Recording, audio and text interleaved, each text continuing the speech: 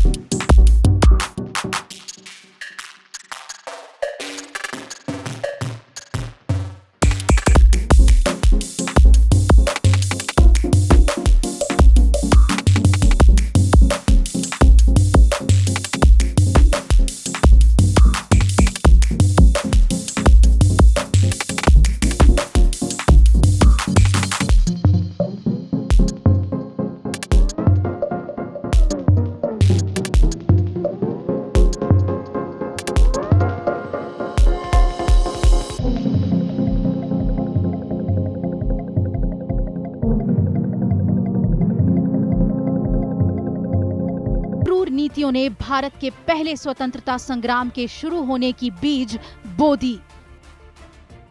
ये जो संग्राम शुरू होता है, शुरू तो एक उस समय राइफल के कारतूस की घटना बन जाती है, लेकिन आप ये देखिए कि जिस तरीके से भारत के किसानों को भूमिहीन बनाया गया, उनके ऊपर अफीम की खेती, नील की खेती थोपी गई ला करके, भारत के जो जुला थे उनको तबाह किया गया, राजाओं की सेनाओं को तबाह किया गया। वो सैनिक क्या करें, कहाँ जाएं? उसके अलावा लोहार का जो काम था कि सैनिकों के लिए उस समय शस्त्र बनाते थे, करते थे, वो बेरोजगार हुए, मतलब छोटे जमींदार। फिर जो दत्तक पुत्र लेने के लिए इन लोगों ने जो डॉक्ट्राइन ऑफ लैप्स अपनाई, डलहौजी वगैरह ने, तो एक बहुत सारे कारण ऐसे एकत्रित होते चले जा रहे थे जो ऊपर भारतीय रजवाड़ों से लेकर के और भारत के गरीब से गरीब जो व्यक्ति थे उन तक को प्रभावित कर रहे थे, और इसीलिए सारे मिल करके लड़े हैं पूरे इसके अंदर। हालांकि अंग्रेजों ने अपनी पूरी ताकत और सेना के दम पर भारत के इस प्रथम स्वतंत्रता संग्राम को दबा दिया। लेकिन इस लड़ाई ने ये तय कर दिया कि अब अंग्रेज भारत पर सदियों तक शासन नहीं कर पाएंगे। इस क्रांति ने भारत में ब्रिटिश शासन की नींव हिला दी। Bureau report, Rajya Sabha TV.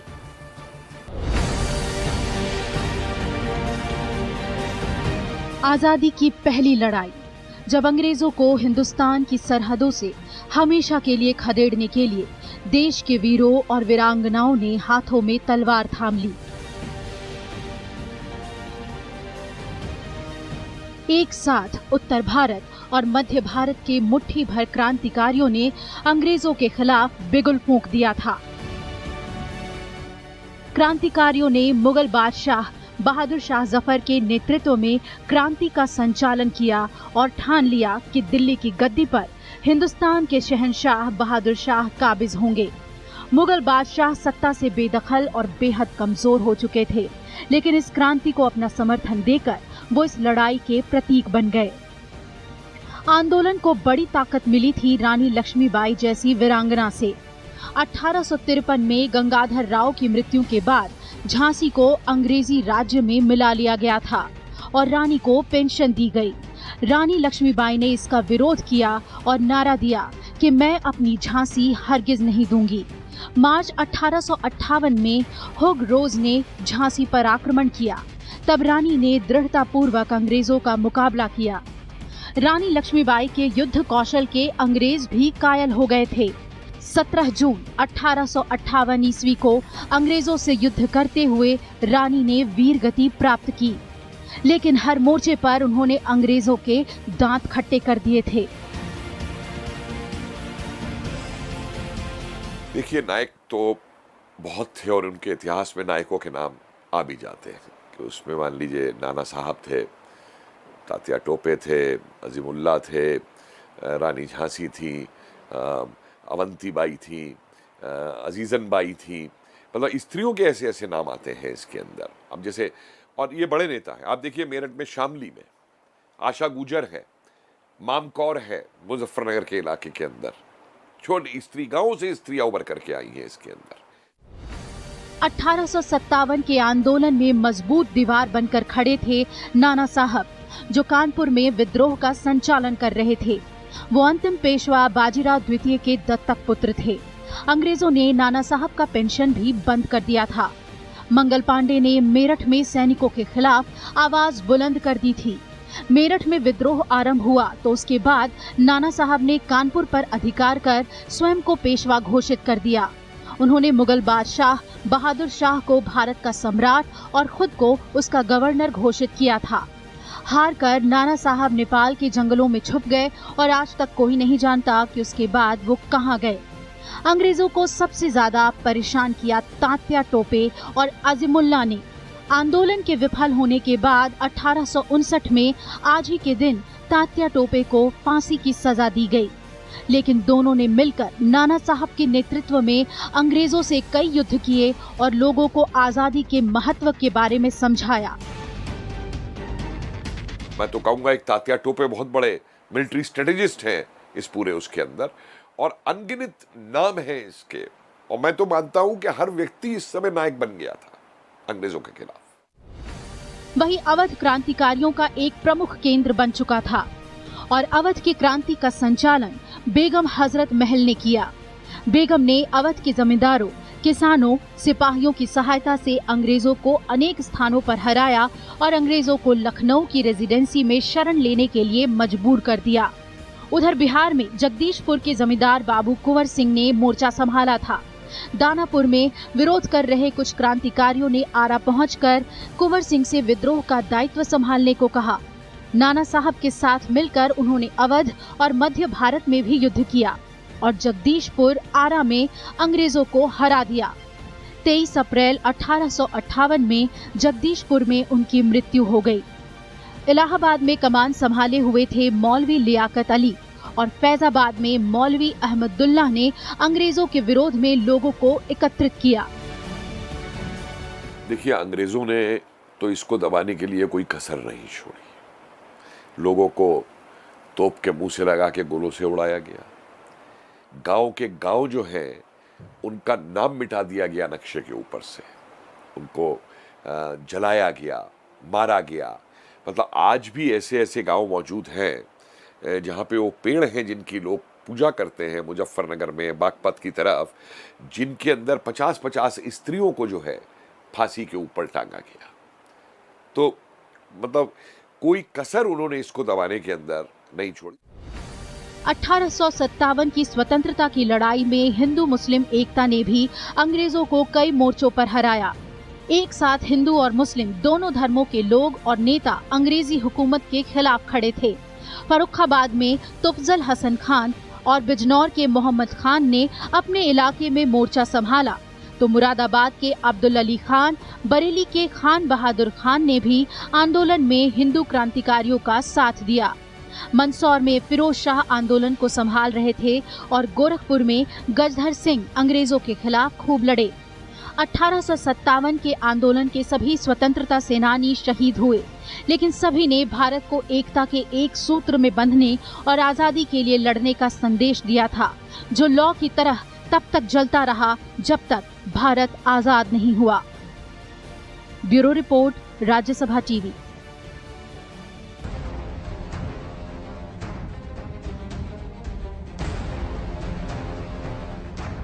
(1857) के विद्रोह को कई नाम से जाना जाता है, लेकिन दरअसल अंग्रेजी हुकूमत के खिलाफ ये भारत का पहला स्वतंत्रता संग्राम था। 1857 का संग्राम ब्रिटिश शासन के खिलाफ एक बड़ी और महत्वपूर्ण घटना थी। उस वक्त किसी को नहीं मालूम था कि इस संग्राम से जो चिंगारी धीरे धीरे भारत में फैलने लगी थी, वो अंग्रेजी हुकूमत को भारत से खदेड़ने के लिहाज से काफी महत्वपूर्ण साबित होगी। भले ही 1857 और आजादी के बीच करीब 90 साल का फासला रहा, लेकिन इस संग्राम ने आजादी की आंदोलन की नींव रख दी। इसके बाद पूरे भारत में अंग्रेजी शासन के खिलाफ एक लहर पैदा होने लगी। अंग्रेजी हुकूमत ने 1857 के संग्राम को कुचलने के लिए जिस तरह की निर्दयता दिखाई, उससे लोगों के बीच ब्रिटिश शासन की वास्तविक मंशा जाहिर होने लगी। लोगों में संदेश गया कि अंग्रेज किसी भी तरह से भारत पर शासन करना चाहते हैं। हम कह सकते हैं कि 1857 के संग्राम से बाद के आजादी के आंदोलनों को प्रेरणा मिली। इसने बाद के आंदोलनों को एक नई ताकत दी।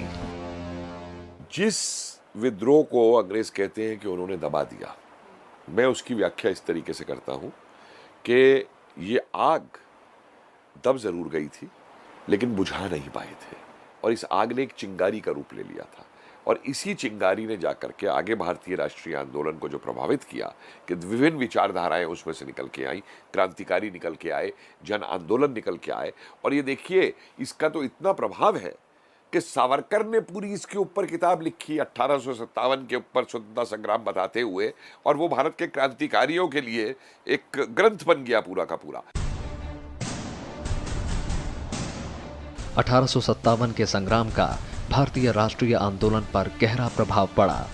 इस संग्राम से पहले अंग्रेजों और भारतीयों का एक दूसरे के प्रति व्यवहार ज्यादा उग्रता वाला नहीं था, लेकिन 1857 के गदर ने इस मनोवृत्ति को एकदम बदल दिया। विद्रोह का दमन बहुत अधिक कठोरता और निर्दयता के साथ किया गया था, जिसे भूलना भारतीयों के लिए असंभव था। भारतीय और अंग्रेजों के बीच एक गहरी खाई बन गई। अंग्रेजों ने फूट डालो और शासन करो की नीति को अपनाया।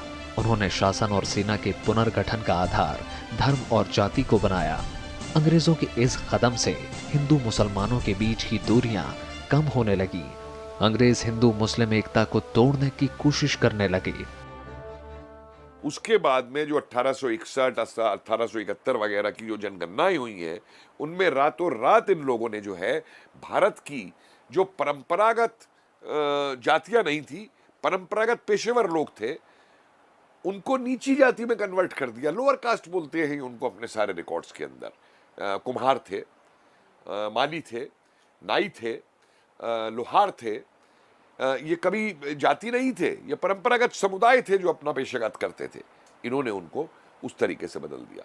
और दुर्भाग्य ये रहा कि हमारे इतिहासकारों ने इन चीज़ों को समझने की जगह केवल ये मान लिया कि एक सामंतवादी विद्रोह था और वो था, और उसको हमने जांचने की कोशिश नहीं की कि इसका क्या। और जो अंग्रेज़ों ने नीतियाँ अपनाई फिर इसके बाद में, उस नीतियों के विरोध में ही फिर और जो है राष्ट्रीय आंदोलन खड़ा होता है पूरा उठ करके। 1857 के संग्राम से भारत में राष्ट्रवाद और पुनर्जागरण का बीज बोने में मदद मिली।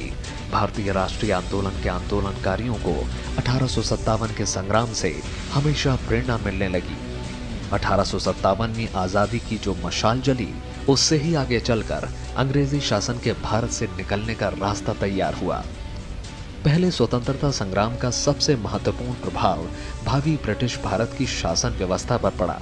कंपनी के शासन का अंत हो गया और भारतीय शासन की बागडोर ब्रिटिश साम्राज्य के हाथों में चली गई। भारत के गवर्नर जनरल को वायसराय कहा जाने लगा। भारत सचिव के साथ 15 सदस्यीय भारत परिषद की स्थापना की गई। अंग्रेजी हुकूमत ने ऐसा दिखाने का प्रयास किया कि वे भारत शासन व्यवस्था को उदार बना रहे हैं, लेकिन वास्तविकता ये थी कि वो भारत पर अपनी जड़ें मजबूत करने के लिए यहाँ के लोगों के असंतोष को दबाना चाहते थे। हालांकि अंग्रेजों की मंशा को भांपते ज्यादा देर नहीं लगी और 1857 के संग्राम के 90 साल के भीतर ही ऐसे हालात पैदा हुए कि अंग्रेजों को भारत से निकलना पड़ा। Bureau report, Rajya Sabha TV.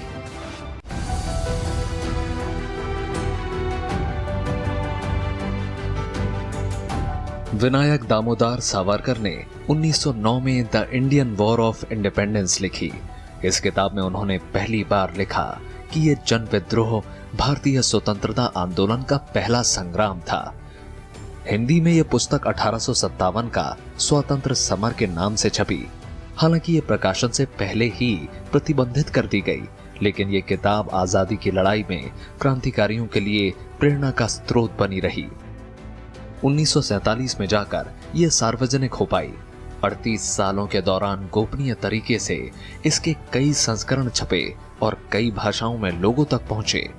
क्रांतिकारियों ने ही इसे छिपाकर लंदन से भारत पहुंचाया। एक दौर में क्रांतिकारी इसे गीता जैसा दर्जा देने लगे। ये पुस्तक सावरकर ने महज 25 साल की उम्र में लंदन में पुस्तकालयों में अध्ययन और अनुसंधान करके लिखी, लेकिन इसके छपने से पहले ही उस पर भारत और इंग्लैंड में इस पर प्रतिबंध लगा दिया गया। इसके लिए सावरकर ने व्यापक अध्ययन कर पूरी पृष्ठभूमि को समझा, तमाम जरूरी दस्तावेजों को भी जुटाया और साबित किया कि ये कोई सिपाही बगावत नहीं, बल्कि भारत का पहला स्वाधीनता संग्राम था जिसमें सभी समुदायों की भागीदारी थी। भारतीय संदर्भ में इसे पहला ठोस और प्रमाणिक ग्रंथ माना जाता है।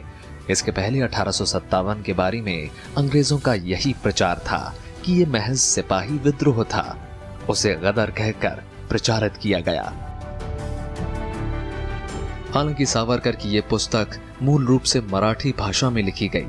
सावरकर ने पहले ही भांप लिया था कि इसके छपते ही अंग्रेज इसे जब्त कर लेंगे। तभी इसकी हस्तलिखित 3 प्रतियां तैयार कर एक प्रति उन्होंने भारत में छापने को अपने भाई बाबा राव सावरकर को भेज दी। दूसरी प्रति फ्रांस में भीकाजी कामा के पास तथा तीसरी प्रति अपने मित्र डॉक्टर कोठिन्नो के पास भेज दी थी। इसका अंग्रेजी अनुवाद लाला हरदयाल और भीकाजी कामा के प्रयासों से छपा। इसे बाद में क्रांतिकारियों के बीच व्यापक रूप से बांटा गया। यह ग्रंथ बेहद लोकप्रिय हुआ और इसके अनगिनत संस्करण गोपनीय तरीके से छपे। सावरकर की ये किताब तमाम क्रांतिकारियों के लिए प्रेरणा स्रोत बनी। इसी किताब की प्रेरणा से गदर पार्टी का जन्म हुआ। शहीद भगत सिंह को भी इस किताब ने इतना प्रभावित किया कि उन्होंने राजा राम शास्त्री की मदद से इसे छपवाया। राष्ट्रीय पुरुषोत्तम दास टंडन से लेकर रास बिहारी बोस को भी इस पुस्तक ने बहुत प्रभावित किया। नेताजी सुभाष चंद्र बोस के प्रयास से इसका तमिल संस्करण भी छपा। विदेशों में इसके कई गुप्त संस्करण छपे।